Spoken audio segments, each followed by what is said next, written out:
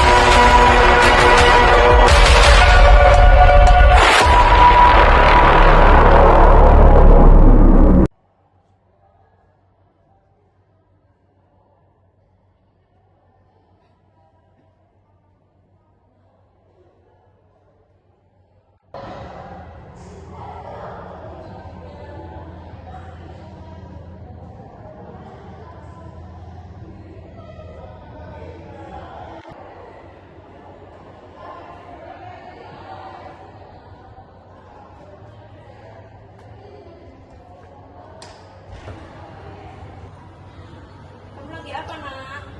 Lagi baca buku, Bu. Kamu seharian belum keluar kamar loh. Kamu gak mau main sama temenmu? Nggak mau, Bu. Kenapa? Karena Rafa lebih suka baca buku di rumah, Bu. Ya udah deh, jangan lupa makan ya. Iya, Bu.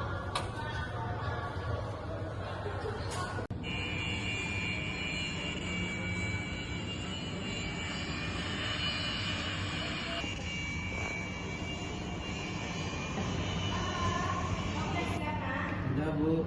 Pakai dulu tasnya. Bu, kenapa ya kan pakai pesawat itu after? Kenapa nggak Pertamax? Jadi anak-anak, kalau 5 mobil dikali 5 mobil berarti nanti mobilnya akan ada 25.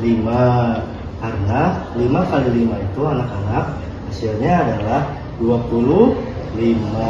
Betul, baik sekali. 3. Oke, kamu kenapa pegang latihan saya? Aku udah hafal loh, Pak.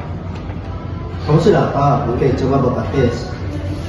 20.000 kali 100 kali 10 kali 5 dikali 0. Coba. Nol, Pak. Nol. Oh. Dapatnya anak ini ada kepintaran di atas rata-rata. Aku harus lapor ke orang tuanya nih. Tidak bisa seperti ini. Halo ibunya Rafa, bagaimana kabarnya ibu?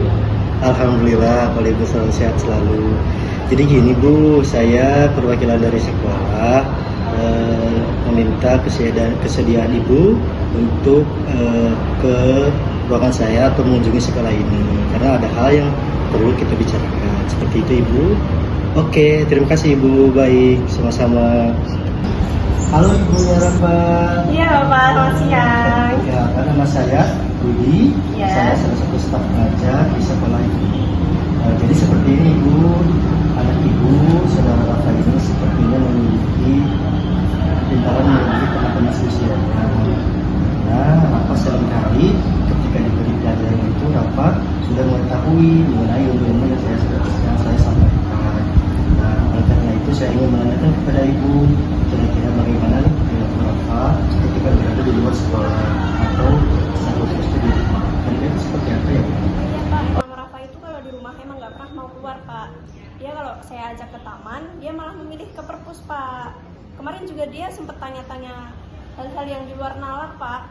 Emang dia suka baca buku, sering diam di kamar, nggak pernah mau keluar sama teman-temannya. Dia bilang Rafa itu merupakan anak yang gifted, Ibu. Gifted ya, Pak? Apa itu, Pak? Nah, gifted itu adalah anak yang mempunyai IQ 130 lebih, atau melebihi IQ daripada teman seusianya. Nah, anak yang memiliki kelebihan seperti itu harus memang mempunyai kurikulum tersendiri, Ibu, karena mereka atau anak seperti itu tidak bisa disamakan dengan anak yang lainnya. Seperti itu.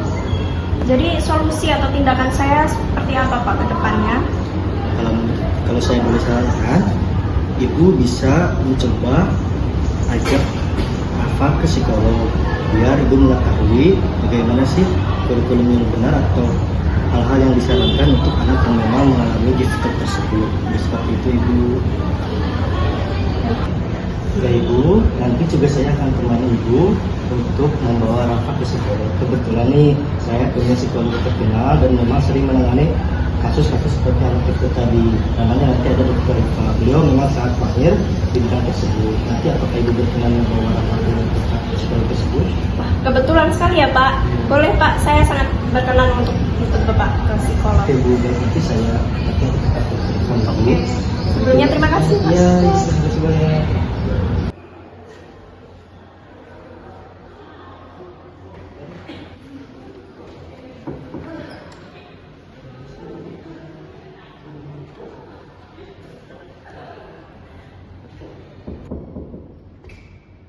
Assalamualaikum, Bu Rifa. Monggo, masuklah, Rafa. Sama Ibu. Bapak Ibu selamat masuk. Mari, Bu.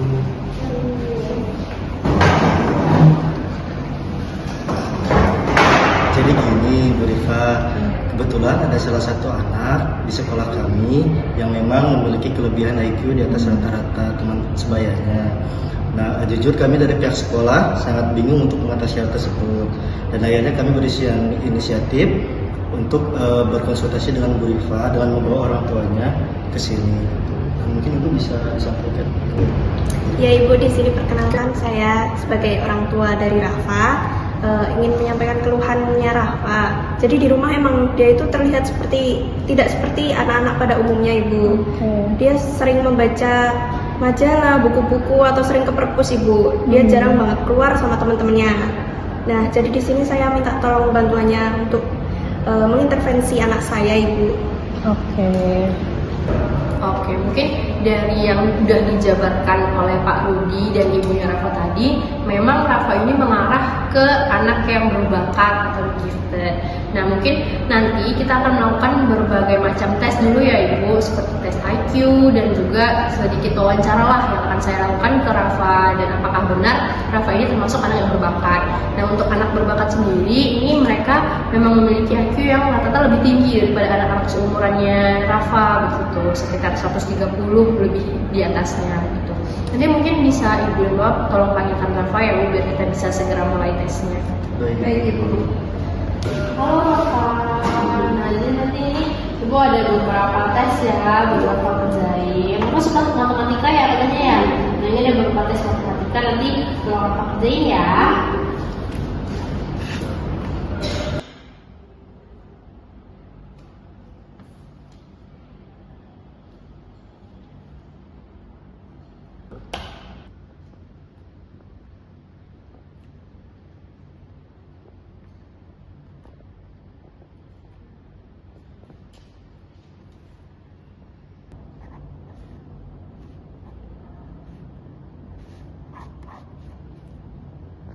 Nah, ini Bu bisa dilihat ya itu hasil tes IQ dari Rafa. Nah, kebetulan memang dari hasilnya Rafa ini memiliki IQ 135, yang mana ini memang di atas rata-rata, di atas 330 gitu Bu.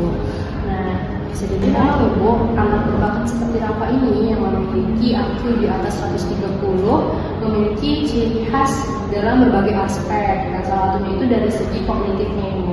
Nah, anak seperti Rafa atau Putri ini mereka memiliki daya ingat yang kuat, cepat memahami konsep yang abstrak, serta mampu berbicara dengan lancar dan memiliki kosakata yang luas dari mereka sejak dini gitu ya Bu. Bisa Ibu benarkan begitu ya dari pengalaman sebelumnya.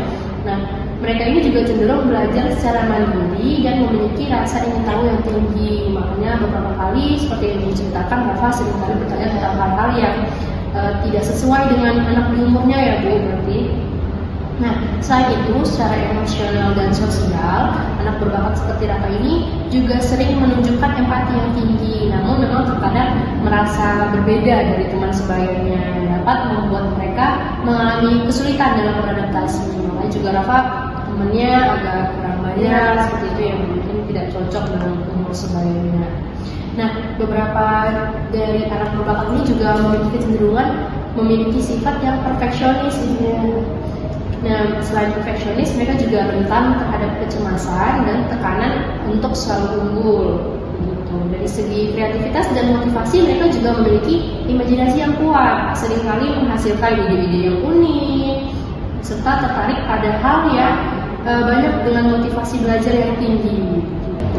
Nah, jadi kalau saya boleh tahu itu faktornya dari apa ya Ibu? Oke, jadi untuk faktor penyebabnya sendiri, Bu, anak berbakat ini tuh mereka tuh biasanya lahir karena kombinasi dari beberapa faktor. Yang pertama itu ada faktor genetik, seperti misalnya memang bakat intelektualnya itu seringkali diturunkan oleh dalam keluarga. Mungkin ibu atau bapak yang kurang tahu, tapi memang memiliki IQ atau genetik yang diturunkan kepada Rafa, misalnya begitu. Selain itu juga ada faktor lingkungan, seperti stimulasi yang diberikan sejak Rafa dini. Misalnya ibu sering memberikan Rafa buku dari dia kecil, bukan hanya mainan biasa gitu.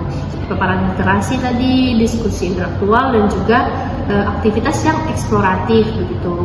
Nah, selain itu ada faktor neurologis, yaitu ada struktur atau fungsi dalam otak yang memang lebih efisien dalam memproses informasi dari yang Rafa tersebut. Nah, yang terakhir itu ada faktor pendidikan dan sosial. Jadi memang ada juga dukungan dari sekolah, orang tua, dan komunitas dalam mengembangkan potensi anak. Mungkin itu memang belum dilakukan ya kepada anak Rafa, mungkin nanti kita bisa melakukan intervensi untuk berikutnya itu. Jadi tindakan apa ya Ibu yang seharusnya saya lakukan untuk kedepannya? Oke, nah tadi kan kita udah melakukan berbagai macam asesmen ya Ibu, seputar tes IQ dari Stanford Binet, ISC, dan juga reference yang tadi saya sudah lakukan ke Rafa. Tadi juga saya sudah melakukan sedikit wawancara kepada Rafa ini. Nah, jadi untuk kedepannya Bu, intervensi yang saya lakukan adalah mencari agar bakatnya anak Rafa ini bisa berkembang secara optimal dan tidak terhambat seperti itu. Ibu bisa mencari sekolah-sekolah yang mungkin memiliki program untuk anak berbakat. Biasanya di intervensi dalam pendidikannya itu sekolah yang memang mempunyai program tersebut memiliki akselerasi Bu. Jadi memang kayak untuk mempercepat proses belajar dengan memungkinkan anak naik kelas lebih cepat gitu. Selain itu biasanya di sekolah yang memiliki program khusus untuk anak berbakat, mereka menggunakan penganayaan kurikulum untuk mereka menyediakan materi tambahan yang lebih menantang dan mendalam ya, karena memang kebutuhan apa ini sudah melebihi anak di umurnya, jadi memang tidak bisa diberikan seperti di sekolah-sekolah biasa. Selain itu juga ada pembelajaran diferensiasi ya Ibu, jadi lebih mengadaptasi metode pengajaran sesuai dengan kemampuan yang Rafa miliki gitu. Selain itu untuk yang bisa Ibu lakukan sendiri di rumah itu ada pendampingan emosional. Nah, jadi perlu untuk mengatasi tantangan seperti perfeksionisme atau tekanan akademik dan kesulitan sosial yang dimiliki oleh Rafa. Jadi nanti mungkin Ibu juga bisa melakukan beberapa kali sesi bimbingan terhadap pada saya sebagai psikolog untuk bagaimana sih cara mendidik atau mendampingi Rafa ini dengan benar gitu. Makanya juga boleh kok Ibu dibawa konseling sekali-sekali. Jadi nanti kita bisa meluruskan jika ada tadi perfeksionisme atau misalnya keterhambatan dari segi sosial yang Rafa punya. Jadi nanti saya akan menjumpai di sekolah yang memang memiliki program untuk anak berbakat seperti Rafa ya Ibu. Jadi bisa mengurus pindahan Rafa untuk sekolah sana, pendampingan segala macam. Mungkin begitu aja Ibu, segitu aja. Nanti untuk sesi berikutnya bisa kita konfirmasi lagi di depan Ibu. Baik, terima kasih Bu sebelumnya atas keduanya. Saya pamit dulu Ibu. Iya.